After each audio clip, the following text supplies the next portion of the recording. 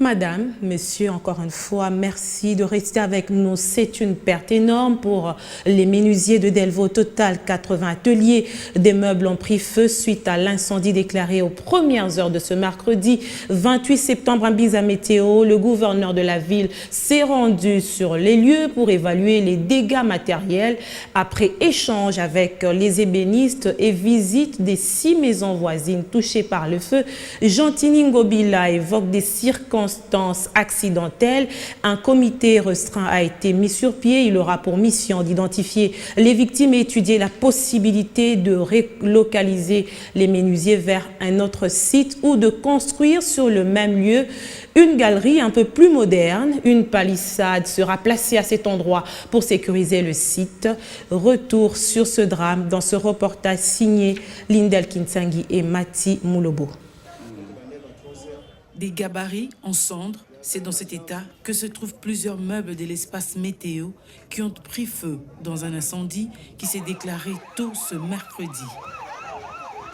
Ce feu qui serait causé par un court-circuit des câbles électriques de la SNEL a ravagé plus de 50 hangars sur son passage. Le mardi à midi, les câbles électriques s'enflammaient. J'ai fait appel aux agents de la SNEL, mais ils ont négligé l'affaire. Et ce matin, les étincelles sont tombées sur les hangars qui ont pris feu.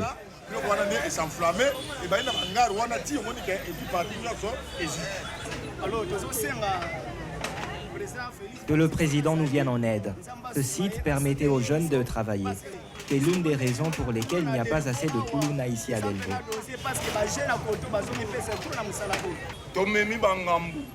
Cette situation pèse mal sur nous.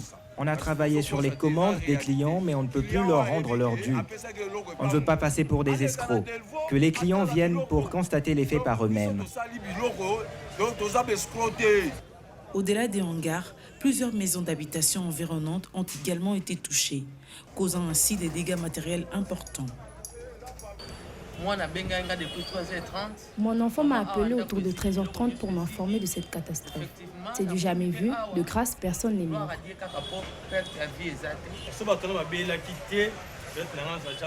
Si les gens n'avaient pas alerté avec leurs cris, je ne m'en serais peut-être pas sorti. J'ai vu les murs en feu et j'ai essayé de sauver ce que je pouvais, mais je n'ai pas pu le faire. Ma maison et celle de mon voisin ont pris feu. Autres victimes, ce sont des tenanciers des restaurants de fortune communément appelés Maléwa. Toutes leurs marchandises sont calcinées.